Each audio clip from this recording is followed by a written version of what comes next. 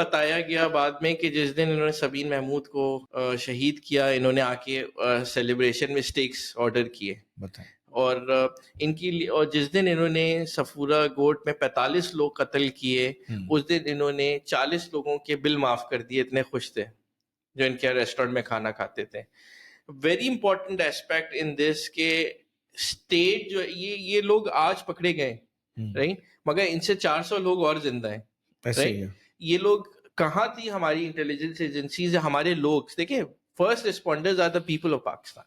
یہ لوگ جا کے چیف آف اسٹاف اور آرمی کے خلاف پرچے جو تھے جمعے کی نماز کے باہر دے رہے ہوتے تھے، تقسیم کرتے تھے. وہاں سے کیوں نہیں ریڈار میں تھے؟ صحیح بات. تو یہ لوگ اگر اور لوکل پولیس کہاں تھی، اگر وہاں اس وقت رسپونڈ کر دیتی تو یہ اتنا بڑے سانے نہیں ہوتے. میرے خیال سے یہ بہت ہی بڑا سانحہ ہے سبین محمود کا قتل. کراچی اب بھی سوگوار ہے اس میں، کیونکہ ایک لبرل جگہ چلی گئی. بہت بڑا نقصان تھا سماجی خدمات کے حوالے سے، سوشل ایکٹیویٹی کے حوالے سے جو وہ کام کر رہی تھیں، وہ لاس مشکل ہونا بہت مشکل تھا. تو سبین محمود پھر یہ لوگ جب پکڑے گئے اوبیسلی پھر عدالتوں میں کوئی ندامت نہیں تھی، انہوں نے اقرار کیا جی ہم نے ان لوگوں کو قتل کیا ہے. ایجوکیٹڈ لوگ تھے، انٹیلیجنس ایجنسیز کے ریڈار پہ نہیں آئے کیونکہ ان کا کوئی کرمنل ریکارڈ نہیں تھا. اب جو سب سے بڑا جو کوسچن مارک ہے وہ عادل بٹ پہ لگتا ہے. عادل بٹ کون ہے اور انہیں اریسٹ کر کے کیوں چھوڑا گیا؟ سنا ہے کہ ہماری انفارمیشن کے مطابق یہ فائنینس پورے آرگنائز، کیونکہ ان کے پاس پیسہ تھا، حزب التحریر کو یہ فائنینس کر رہے تھے کراچی میں.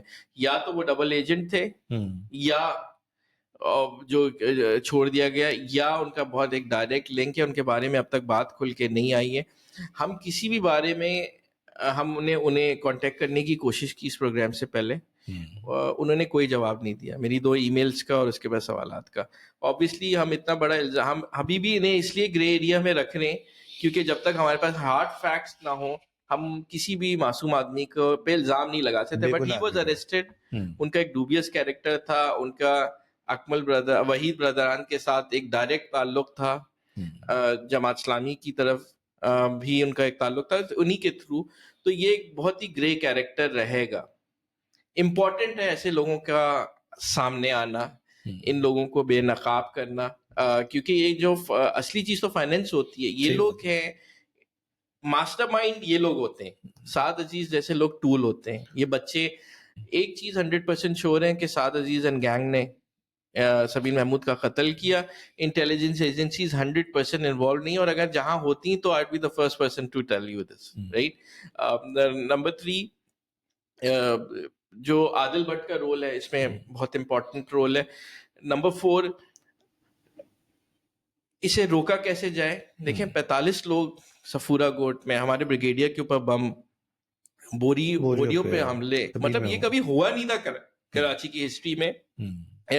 جو امریکن لیڈی ہیں، اچھا امپورٹنٹ ایلیمنٹ تھا انہیں پہچاننے میں، جو ان کی وٹنس تھیں وہ مسز لوبو امریکن خاتون تھیں جو بچ گئیں عدالت میں. تو اگر کوئی پاکستانی ہوتا تو شاید وہ آتا بھی نہیں، وٹنس آنے سے پہلے مار دیا جاتا. جیسے سبین محمود کے ڈرائیور جو علی شاہد تھا اس کو مار دیا تھا سبین محمود کے مرڈر کے 5-6 مہینے بعد. تو یہ تو ہی ہو رہا ہے. تو ابھی بھی اس شو ہمیں بہت منع کیا گیا کہ اس ٹائپ کا شو نہیں کریں، لیکن سچ لانا بہت ضروری ہے. میرے خیال سے we owe it to Sabeen Mahmud that we bring these people جی. اینڈ اللہ میاں سبین کو جنت نصیب کرے. ہر آدمی جو کہ شہید ہوا اس شہر میں اور اس ملک میں اور دشمن ملک میں بھی، اسے جنت نصیب کرے کہ وہ ناحق مارا گیا.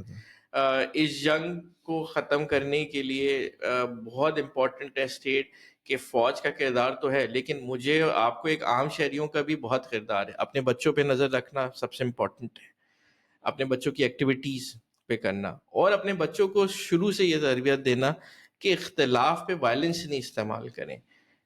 یہ تربیت وہاں سے شروع ہوتی ہے جب آپ اپنے بچے کو کہتے ہیں کہ بیٹا سچ بولو. جب بچہ سچ بولتا ہے اور آپ اسے چماٹ مارتے ہیں. میرے خیال سے ہمیں معاشرے کو بدلنے کی ضرورت ہے.